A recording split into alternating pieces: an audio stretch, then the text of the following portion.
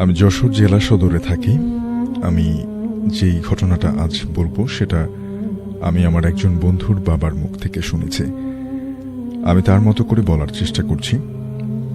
আজ থেকে প্রায় ৩০ বছর আগের ঘটনা। সালটা হয়তো ১৯৯২ সালের দিকে। যশোর জেলা থেকে অনেকটা দূরে ধূপাদি নামক গ্রামের ঘটনা। সেই গ্রামে একজন সিরিয়াল কিলার বা খুনিকে কেন্দ্র করে ঘটনাটা ঘটে। সিরিয়াল কিলারের নাম ছিল শিকদার সরকার। তার মূল পেশা ছিল সকালে আড্ডা মারা আর রাতে খুন করা। অর্থাৎ কেউ যদি তাকে বাধা দিত কোনো কাজে বা তাকে ভালো হয়ে যাবার কথা বলতো, শুধু তাকেই খুন করত শিকদার সরকার। একদিন বিকেলে গ্রামের চেয়ারম্যান তাকে রাস্তায় দেখে ভালো কাজ করতে বলল এবং খারাপ কাজগুলো ছেড়ে দিতে বলল। কিন্তু শিকদার তার কোনো কথা না শুনে বরং তার সাথে দ্বন্দ্বে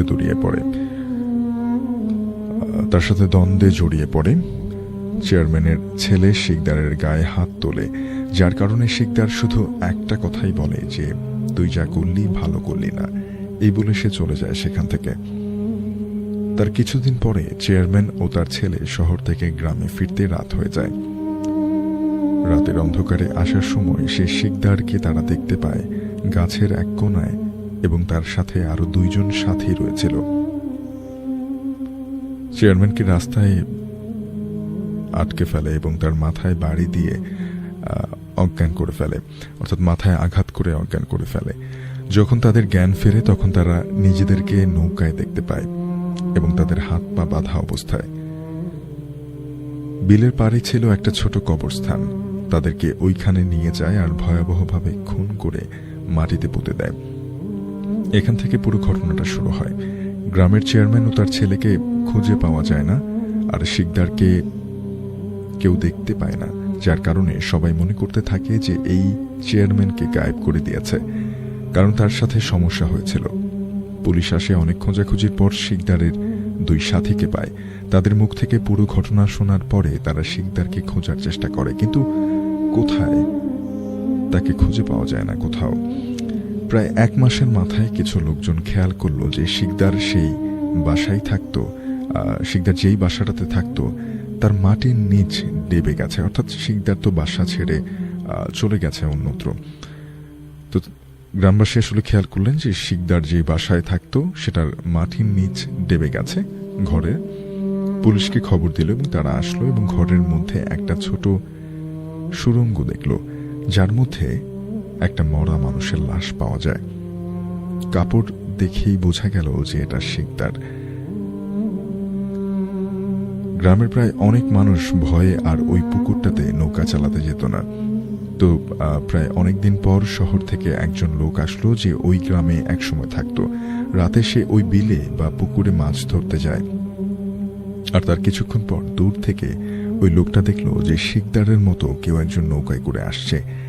সেই লোকটা জানতো না যে শিকদার মারা গেছে। এক সময় তার কাছে আসে এবং জোর করে নৌকায় তুলে ওই কবরস্থানের দিকে নিয়ে যেতে থাকে। তার মধ্যে এক সময় লোকটা নৌকা থেকে লাফ দিয়ে পুকুরে পড়ে যায়। সকালে সে নিজেকে ঘরে আবিষ্কার করে। সে পুরো ঘটনাটা সবাইকে শেয়ার করে, কিন্তু সবাই তার দিকে অবাক দৃষ্টিতে তাকিয়ে থাকে আর বলে যে আসলে শিকদার তো অনেক আগে মারা গেছে। অর্থাৎ এই লোক যিনি ছিলেন তিনি ওই গ্রামে আগে থাকতেন অনেকদিন, দীর্ঘদিন তিনি গ্রামের বাইরে শহরে ছিলেন।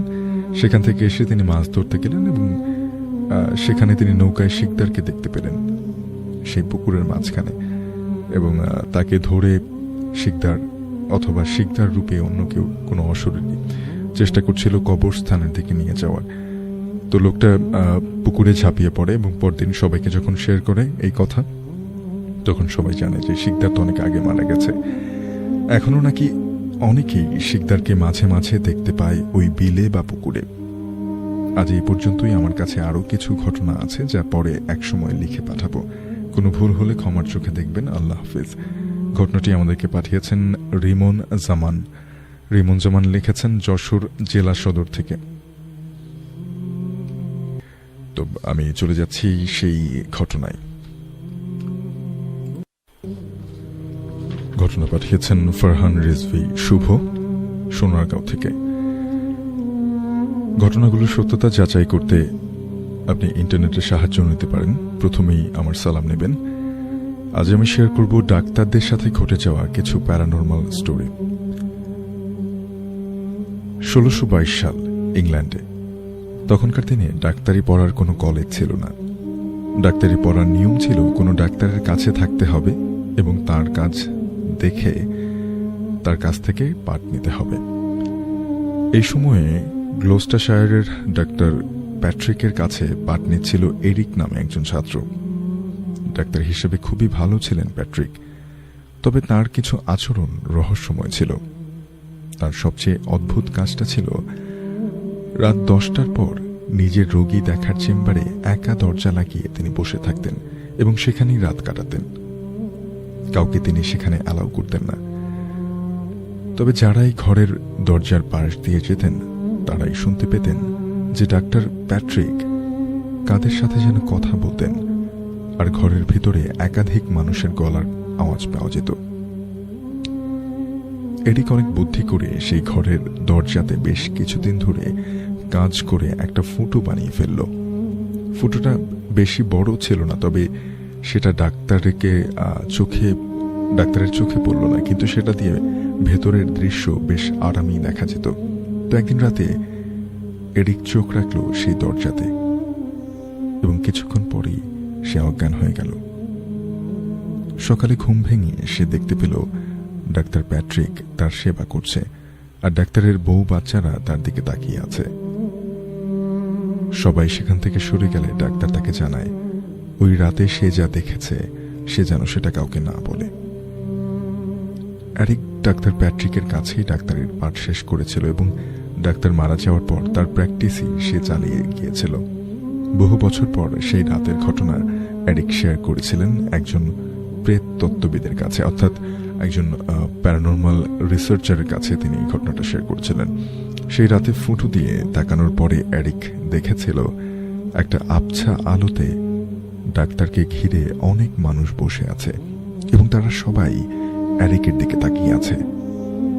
সবাইকে এরিক চিনতে পারেনি, তবে 3 জনকে সে চিনেছিল।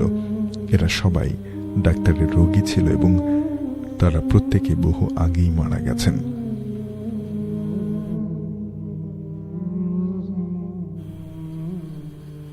এটা একটা ঘটনা যেটা 1622 সালে ইংল্যান্ডে ঘটেছে।